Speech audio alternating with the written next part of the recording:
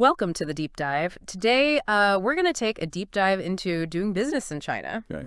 We're going to be using some excerpts that you've pulled from Doing Business in China for Dummies. Yeah. And just even skimming through it, I'm kind of amazed at the scope and the scale of the market. It's a world unto itself, that's for sure. Yeah. Yeah. So I guess, China, everyone knows it's a huge economic powerhouse, lots of growth, lots of opportunities, but the book makes this interesting analogy, comparing it to a dragon. Right. Alluring, but powerful, and something that you need to be careful navigating. Yeah, they make the point that it's not a gold rush. Right. This is not the Wild West. Yeah. This is a place where you really have to think strategically. Yeah, it seems like you can't just sort of jump in and expect to figure it out as you go. Exactly.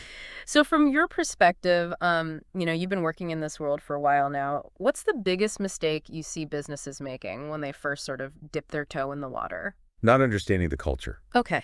And it's not just about, getting your brochures translated. Right. It's about really internalizing concepts like face and guangxi, which are so fundamental to how business is done in China. Yeah, those are two terms that jumped out at me from the book, but I'd love to get your take on them. Sure. Like, how do those actually manifest in business practices? Can you give me an example? So let's say you're in a negotiation. Okay. And you say something like, well, there are some serious flaws in your proposal. Right. Now, that might be considered direct and efficient in some cultures. Oh, okay. But in China, that could cause the other party to lose face, which is a major problem. So it's about being aware of potentially embarrassing someone or damaging their reputation. Exactly. And that's where guangxi comes in, the network of relationships. Okay. It's not just who you know. It's about how you nurture those relationships. Right. Demonstrate loyalty, build trust over time. So it's like social capital, but with maybe a deeper emphasis on personal connection. Yes. And the book emphasizes that guangxi can open doors, for sure. Okay. But it's not a guarantee of success. You can't just coast on your connections. Exactly. Right. You still need a solid product, Right. a solid business plan, Yeah. and a deep understanding of the market. All right. So let's say you've done your cultural homework. Okay. You're aware of face, you understand guangxi, and you're ready to sit down at the negotiating table. Right. What are some tactics that, a Western business person might encounter that might catch them off guard? One that the book mentions is what they call the divide and conquer tactic, Okay. where they're very good at spotting inconsistencies Okay. in your team's messaging, and they may try to exploit those differences. Oh, interesting. So it's not enough to just have a unified front. You have to be very consistent Absolutely. in your messaging, even in informal settings. Even in informal settings. Wow, that's pretty intense. Yeah, preparation is key. Yeah, sounds like it. And the other thing I would say is patience. Okay. Patience is huge in Chinese negotiation. Okay. They often take a much longer term perspective No. than Western businesses are used to. It sounds like you almost need to approach it like a strategic game of chess, Exactly. where you're thinking several moves ahead. Yeah, it's not about winning or losing. Right. It's about cultivating a win-win Okay. that strengthens the relationship over time. So now let's say you've navigated the cultural landscape, you've done your negotiations, and you're ready to actually set up shop in China. The book talks about a number of different business structures. Yeah. So what are some of the key considerations when choosing the right one? Well, it depends on your goals, of course, Okay. and your risk tolerance. Right. A representative office is a relatively low commitment way to get started, Okay. but it has limitations in terms of what you can do. Now, you mentioned earlier I'm in the business of exporting widgets. Right. Would a representative office work for that? It might be a good first step. To, do some market research. Right.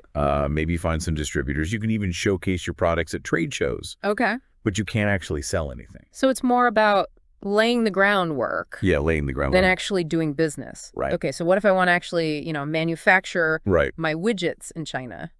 Then you might consider a joint venture Okay. with a local partner. And what are the pluses and minuses of that? Well, the pluses are access to their manufacturing facilities, Okay. their distribution networks. Right. They can help you navigate the regulatory landscape, which can be quite complex. Yeah. But obviously, there's the complexity of shared ownership. Right. And I imagine there's some risks involved in terms of sharing intellectual property Of course, yeah. and potentially even creating a competitor down the line. That's a very valid concern. So, and then the third option that the book mentions is a wholly foreign-owned enterprise, Right. which sounds like it gives you the most control, but I'm guessing it also has its challenges. It does. It does. It gives you more control, Okay, but it also requires a much more complex approval process, right. and it may attract more scrutiny from the government. So it's really a trade-off between control and ease of operation. I would say so. Yeah, it sounds like, I mean, listening to you talk about it, Yeah. it seems like there's no one-size-fits-all approach. Not at all. You really need to carefully think through Absolutely. what your long-term goals are Right. and what level of risk.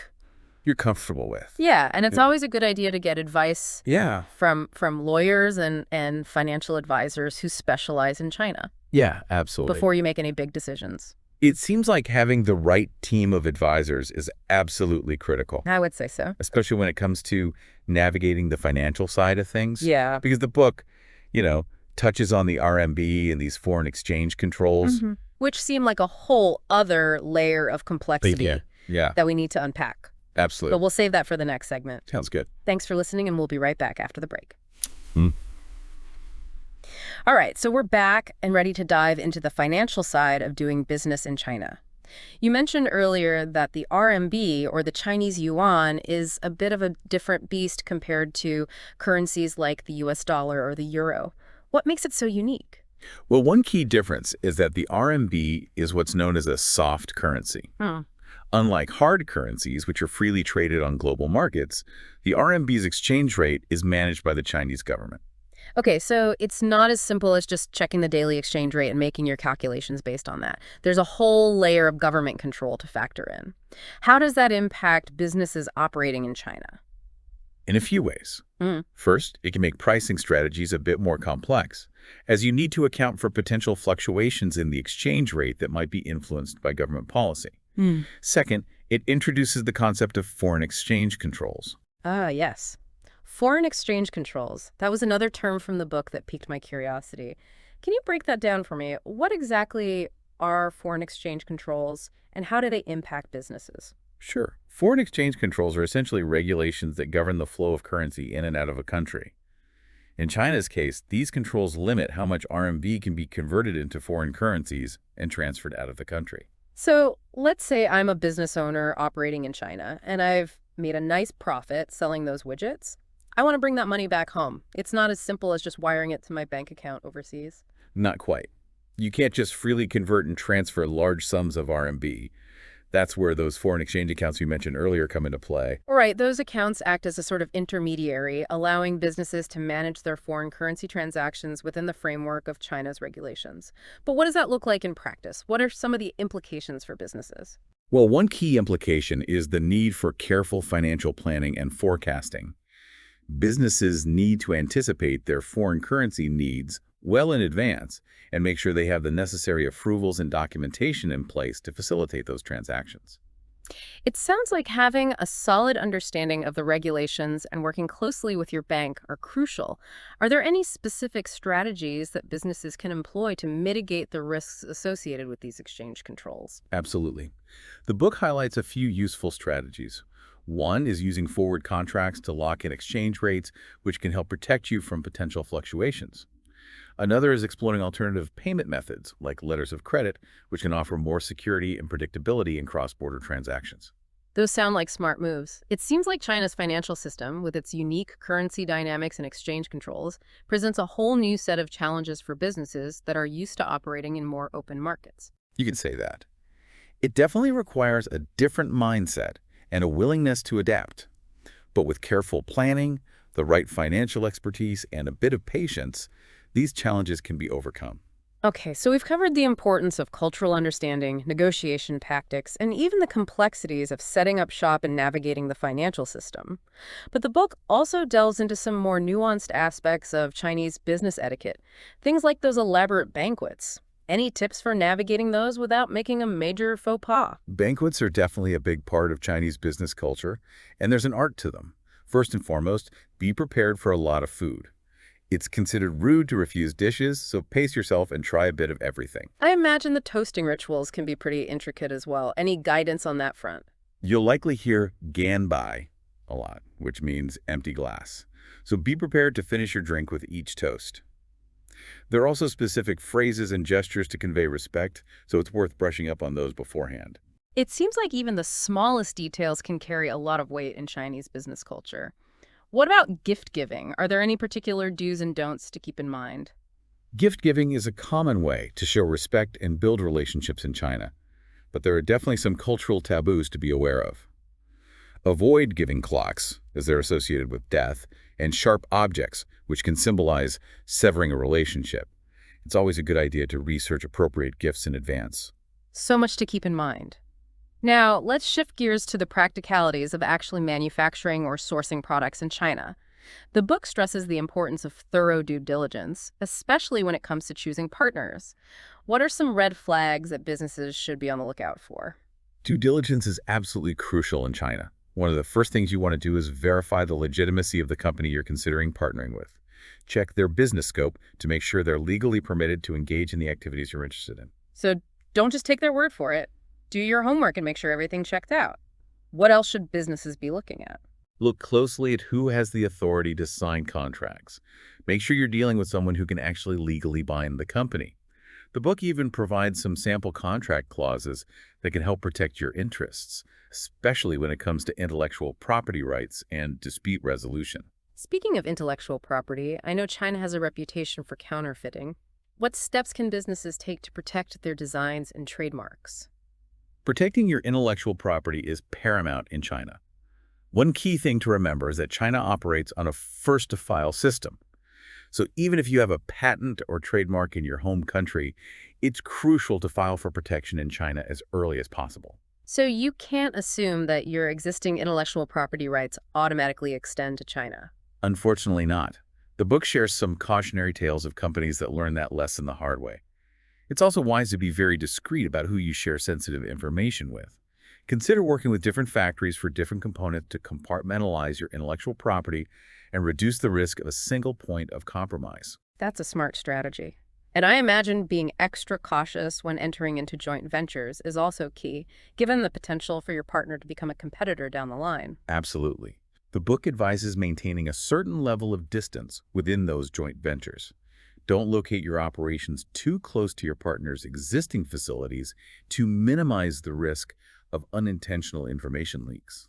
So it's about striking a balance between collaboration and protecting your competitive edge. The book also talks about the importance of having clear, well-drafted contracts in place. Is that even more critical in China than in other countries? Yes, I'd say so. Written agreements hold a lot of weight in Chinese law.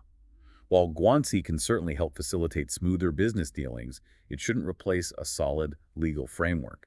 Make sure your contracts are reviewed by a lawyer who understands the nuances of Chinese law and can help you avoid common pitfalls. That makes sense. What happens if a dispute does arise? How are those typically handled in China? The book recommends opting for arbitration over litigation whenever possible. It's generally faster, less expensive, and often seen as more transparent. Plus, Chinese courts are usually bound to enforce arbitration awards. So it's a way of adding an extra layer of security and potentially ensuring a fairer outcome. And you can actually collect if you win an arbitration case. That's right.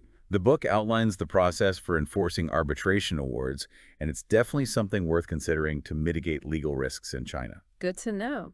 Now, shifting gears to the environmental front, it seems like China has been under increasing pressure to address environmental concerns in recent years. What does that mean for businesses operating there?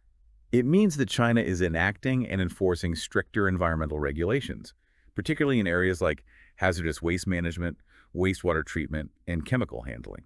Businesses need to have robust environmental compliance programs in place to avoid running afoul of these regulations. So it's not just about ticking boxes on a checklist. It's about fostering a genuine culture of environmental responsibility within the organization. Exactly. And it's important to remember that these regulations are evolving rapidly. Businesses need to stay informed and proactively adapt their practices to remain compliant. That's sound advice. This deep dive has been incredibly illuminating, really driving home the sheer complexity of doing business in China. What are some key takeaways that you hope listeners will walk away with? I think the biggest takeaway is that success in China requires a deep understanding of the cultural, legal, and financial landscape. It's not a market that you can just jump into and expect to figure things out as you go. Well said. It seems like thorough preparation, cultural sensitivity, and a willingness to adapt are absolutely essential. And of course, having the right partners on your side can make all the difference. Couldn't agree more.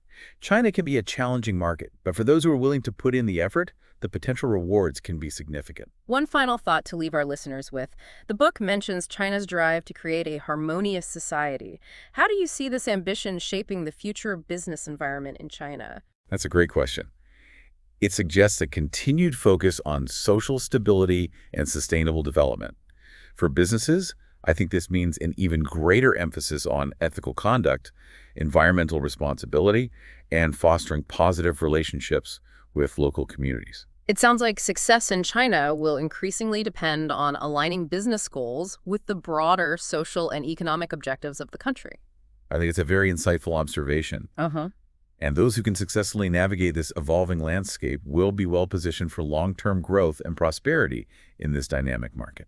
Well said. Thank you so much for joining us on this deep dive into the world of doing business in China. We hope you found it informative and insightful. And to our listeners, thank you for tuning in. We'll see you next time on the Deep Dive.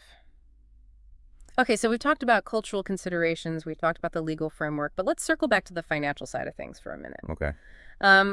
Because those foreign exchange controls you mentioned earlier, those seem like a real hurdle for businesses trying to operate in China. Yeah, they definitely can be. Can you kind of unpack that for us a little bit? Like, what exactly do they entail? Well, basically, they're regulations that govern the flow of currency in and out of the country. Okay. So in China's case, they limit how much RMB you can convert into foreign currencies and take out. So let's say, I'm a business owner, I'm operating in China, I've made some profit selling my widgets. Right. And I want to bring that money back home. Mm-hmm. It's not as simple as just wiring it to my bank account in the US or Europe or wherever. It's not that straightforward, no. Yeah. You can't just freely convert and transfer large sums of RMB. So that's where those foreign exchange accounts come in. Exactly. That the book talks about. Right. They act as a sort of intermediary, right? They do. So businesses can manage their foreign currency transactions within that system. Within the framework of those regulations, yeah. But what are the practical implications of that? Like, what does that actually mean for businesses on a day-to-day basis? Well, for one thing, it means you really need to be on top of your financial planning and forecasting. You have to anticipate your foreign currency needs well in advance. Right. And make sure you have all the approvals and documentation in place. And I imagine it also means working very closely with your bank. Oh, absolutely, yeah. Yeah. Having a good relationship with your bank is essential. Are there any other strategies that businesses can use to kind of mitigate the risks associated with these controls? Yeah, the book mentions a couple. One is using forward contracts to lock in exchange rates. Okay. So you can protect yourself from fluctuations. Smart. And another is exploring alternative payment methods. Okay. Like letters of credit, which offer a bit more security and predictability.